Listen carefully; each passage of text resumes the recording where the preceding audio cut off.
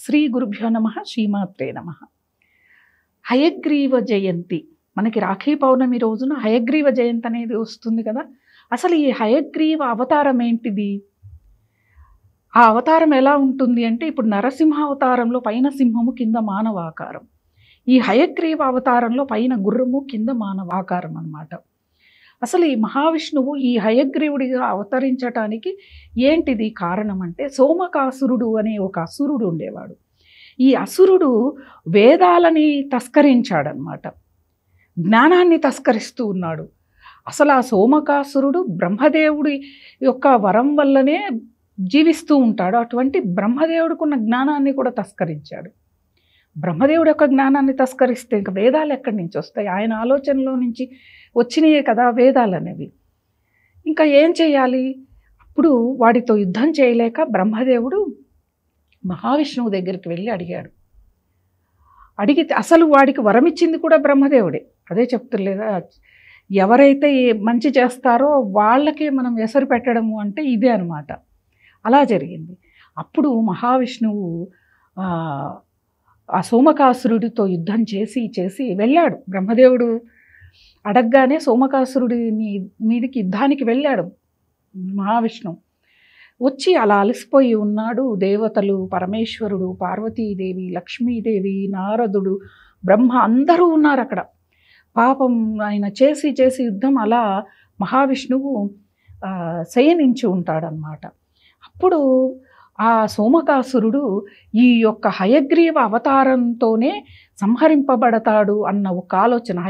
ఆ సోమకాసురుడు కూడా హయగ్రీవునిలాగానే ఉంటాడనమాట. తన ఆకారంలో ఉన్న వాళ్ళతోనే సంహరింపబడతానని బ్రహ్మదేవుడి దగ్గర వరం తీసుకున్నాడు. అప్పుడు స్వామివారి ఒక శిరస్సు దగ్గర ఒక తంబురా ఉంటే దేవతలు, పరమేశ్వరుడు ఏం చేశారంటే, ఈయన శిరస్సు ఖండిస్తేనే ఒక అశ్వం యొక్క శిరస్సుని పెట్టగలం అని చెప్పి అమ్మ లక్ష్మీదేవి అనుగ్రహంతో, లక్ష్మీదేవి యొక్క అనుమతితో ఒక్క తీగను మీటితే మహావిష్ణువు యొక్క శిరస్సు ఖండించబడుతుంది. అప్పుడు పరమేశ్వరుడు ఆయన యొక్క దివ్య దృష్టితో ఒక అశ్వము యొక్క శిరస్సుని తీసుకొచ్చి మహావిష్ణువుకి పెట్టడం, ప్రాణ ప్రతిష్ఠ చేయటం.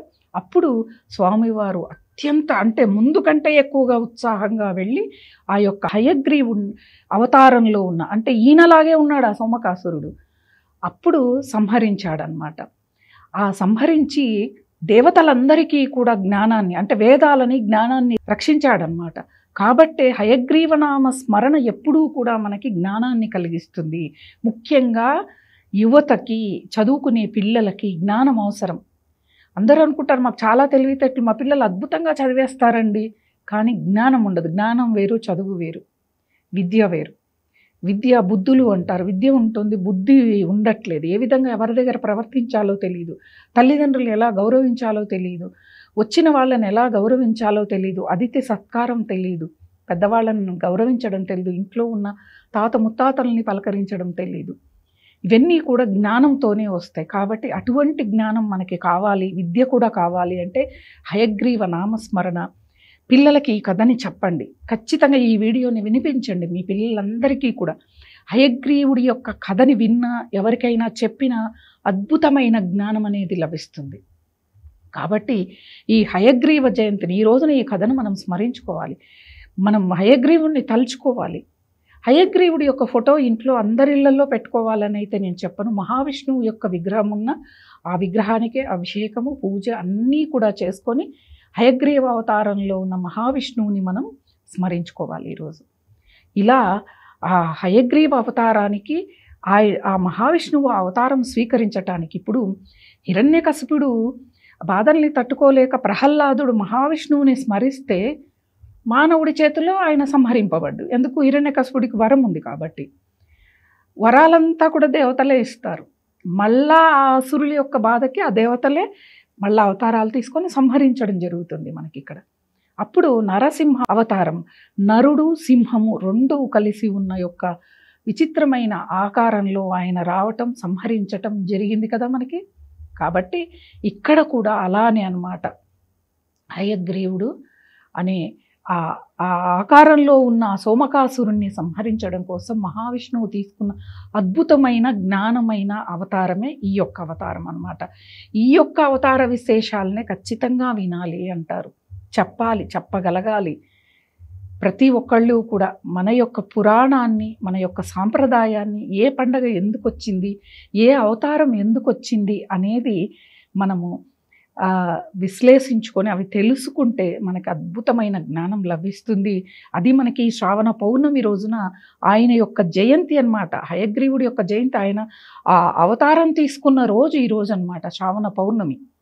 అందుకే ఈ శ్రావణ పౌర్ణమికి అన్ని విశేషమైన ఫలితాలు. ఎన్ని ఫలితాలు మనకి అంటే, భగవంతుడి యొక్క ఆరాధన ఆరాధన ఆరాధన. మహావిష్ణువు యోగ నిద్రలోకి పోతాడు గురు పౌర్ణమికి. పౌర్ణమి నుంచి ఆయన యోగ నిద్రలోకి వెళ్ళగానే ఆయన యొక్క నామస్మరణ, ఆయన యొక్క భజన, చాతుర్మాస్య దీక్ష మొత్తము కూడా వ్రతాలు నోములతో ఈ 4 మాసాలు గడుస్తుంది. ఈ 4 మాసాల్లో శ్రావణ మాసం ప్రత్యేకం. మహిళలకి చాలా ఉత్సాహకరంగా ఉండే మాసం. అందరూ కూడా పూజాది సామాగ్రి అవన్నీ కూడా సమకూర్చుకునే సమయం అన్నమాట. అటువంటి ఈ శ్రావణ మాసంలో ఈ శ్రావణ పౌర్ణమి రోజు ఇంకా ఇంకా ఇంకా ఇంకా విశేషమైన ఫలితాలు.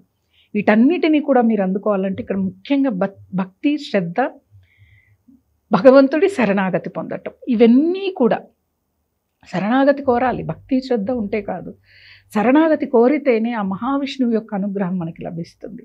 అందుకే శ్రవణ నక్షత్రంతో కూడుకుంది కాబట్టి మహావిష్ణువు యొక్క నూతన అవతారం కూడా ఇదే రోజు జరిగింది. కాబట్టి మీ అందరికీ కూడా హయగ్రీవుడి యొక్క అనుగ్రహం సంపూర్ణంగా లభించాలని కోరుకుంటూ స్వస్తి.